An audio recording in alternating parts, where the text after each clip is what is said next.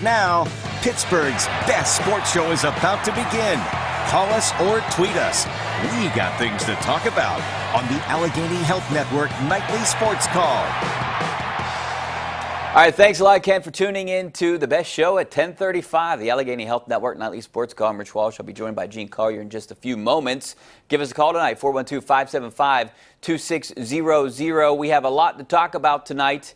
We're talking about the Pirates' big win tonight against the #1 team in the Central Division, at least on paper it is, the Milwaukee Brewers. The Bucks gained another game on the Brewers with another comeback win, and Marte was back in the lineup. He hasn't played since April 17th. He wasn't a huge impact of tonight's game, but he did play a role, and, you know, he had a pretty nice reception at PNC Park tonight, Gene, and I was surprised. Mostly cheers, obviously some boos, but mainly he stepped up the plate to a ton of cheers from Pirates fans tonight. Yeah, I wasn't there, so I don't know. I saw him get picked off second after joking with the shortstop. That was the highlight. Yeah, and that's another mistake, and this just seems to happen, these base-running gaffes. Polanco did it against St. Louis at third base now, just not paying attention. Right. I don't know what you want to call it, but this is just a mental lapse for these guys, not paying attention. This is the kind of stuff that I don't think can happen in the major leagues. Well, it keeps happening, and it happens a lot with the Pirates. They're not a good base running team, but there's a lot of bad base running all over baseball. Base running is hard. It takes a lot of concentration. Not a lot of players have it anymore. Do you think this team plays a little bit different? Is this like a confident boost for this team getting Marte back? It seemed like it. You know, I was in the locker room today all week, and it seemed like they were anticipating his return. And I don't know if you can say they had a jump in their step today, but I think it helps a little bit with the mentality, because everyone kept saying we're at full strength now. We're at full strength. Well, I think you know, these two games, Rich, have both been well-played games or well-pitched games, and I think that's where the Pirates should get their momentum from. They've had 2 straight games where the bullpen has done an outstanding job for them when it struggled in June, but it's been really good in July.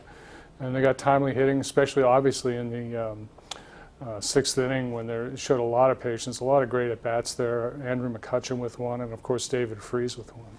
Does this change your mind about this team at all, winning these first 2 games against the Brewers, how they played against St. Louis? You know, I guess it depends on what happens in the next 2 games, but is this team starting to maybe be a real contender right now? Well, obviously there are 2 games here to play. I mean, you could end up Thursday at dinner time right back where you were 4 days before. So it's very important that they get one more of these and actually made up ground in really what is a pivotal series for the entire season, really. We always talked about, you and I talked about this earlier, that this was a critical stretch for them, a 7-game, maybe the most critical stretch. Do you think that the Pirates management went into this thinking that as well, or is it just us and the fans, or did they already have their mind made up? Because I always think that the Pirates are going to be buyers and half sellers, but now, I mean, when you think about it, they're potentially buyers if they can win one of these next 2 games and then do well against Colorado. Yeah, no, I think Pirate management is right where the fans are on this. I mean, had they lost 4 and gone back to 13 back, they would definitely be sellers. Had they swept it, they'd definitely be buyers. And now they're still waiting to see. I think they're just right there with the rest of the people. The one thing I was thinking about, I was at the game tonight, and I talked to some of my friends about this too. The Pirates seem like they're so close. When you look at the team right now and where you can upgrade, it seems like maybe they're a third baseman and a starting pitcher away from being a contender next year. We'll see what happens this year, but when you look at this team next year, you shouldn't trade Andrew to buy a player or a third baseman and contend next year. But I don't have faith. I know a lot of my friends and a lot of the Pirates fans don't have faith that this is the direction that the Pirates will head. Yeah, I think a lot depends on these next 2 games. That's why I keep saying this really is the biggest series of the year. If you come out, you know, again, Thursday at dinner time and you're trailing by 5 or 4 or even 3 games, you know, that puts a completely different spin on it. And just take a look at compare the Pirates to the Brewers. The Brewers have been in first place for a couple months now, and they've played, you know, I think a little bit above their level. But really, the Pirates have better starting pitching than the Brewers. The Brewers have used 9 starters. I think the Pirates have only used 6. So in a year where the division is hard to figure out, you know, the Pirates could really be a factor if they could win one or two of these next two. Yeah, I still think the Cubs are the team to beat in this division, and that's just my opinion. It doesn't look like the Brewers are going anywhere, but, I mean, you look at the starting rotation of the Pirates is better than the Brewers.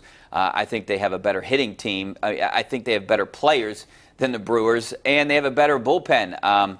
And now they just got to catch the Brewers, and I guess that's the biggest thing, but they got to catch the Brewers, the Cubs, and the Cardinals.